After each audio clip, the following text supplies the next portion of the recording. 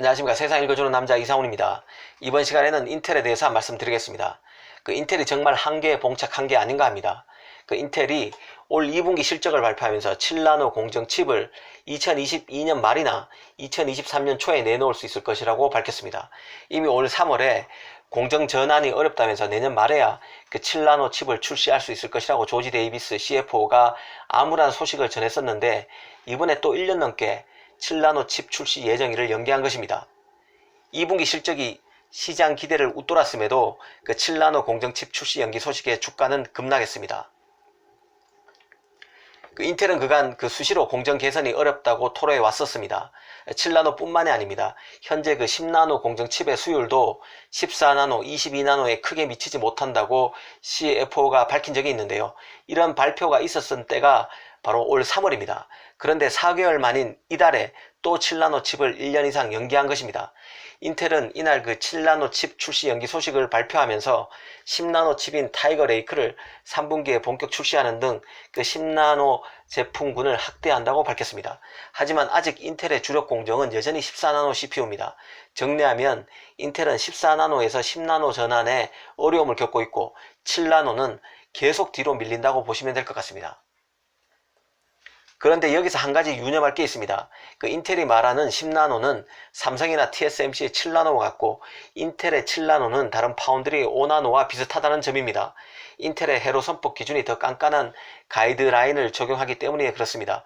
이런 점을 감안하더라도 인텔 CPU 경쟁사인 AMD의 경우는 내년 상반기에 TSMC 5나노 생산 라인에서 제품 생산에 들어갑니다. 인텔이 AMD보다 무려 2년가량이나 공정 전환이 늦는 셈입니다. 사실 인텔의 공정 전환에 주목하는 것은 인텔이 결국 제조를 포기할 가능성이 있기 때문인데요. 인텔은 그간 자신의 칩은 스스로 만들어 왔습니다. 하지만 제조의 점점 높은 벽에 막히는 모양새입니다. 과거 AMD가 제조 라인을 버리고 팹리스로 전향했듯이 인텔도 그렇게 되지 말라는 법은 없다는 생각이 듭니다. 인텔로서는 AMD가 CPU 분야에서 인텔을 강력하게 추격하는 상황에서 계속 공정 전환을 방치하기 어렵습니다. 이미 2018년부터 인텔이 공정 전환의 어려움을 겪어왔는데 3년째 문제를 해결 못하고 있고 나아질 기미도 잘 안 보이는 형국입니다.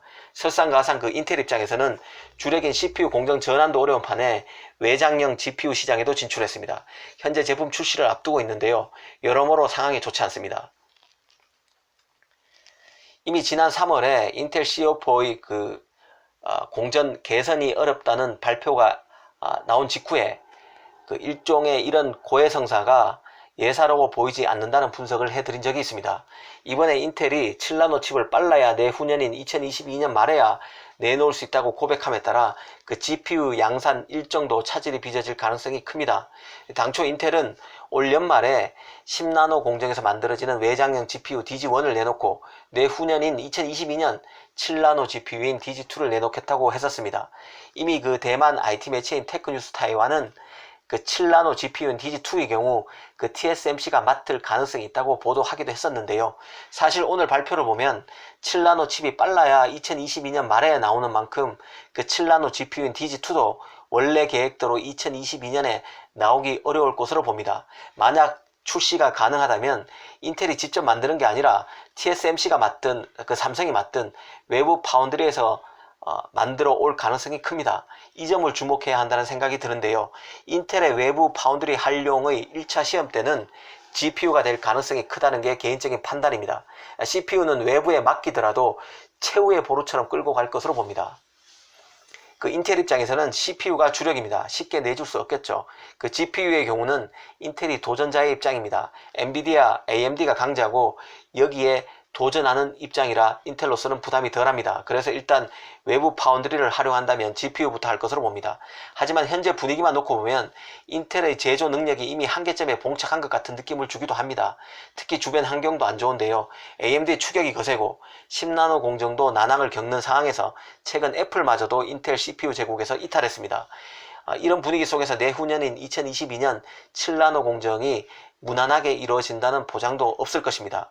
이렇게 되면 인텔이 CPU를 맡기기 위해서 삼성과 TSMC라는 선택지를 놓고 고민하는 사태로 비화될 여지도 충분하다는 생각입니다. 그런 맥락에서 일단 인텔이 외장형 GPU를 외부 파운드리에 맡기는지 여부를 잘 살펴볼 필요가 있다는 생각이 듭니다. 한번 물꼬가 터지면 뚝이 무너지는 것은 순식간이라는 생각도 듭니다.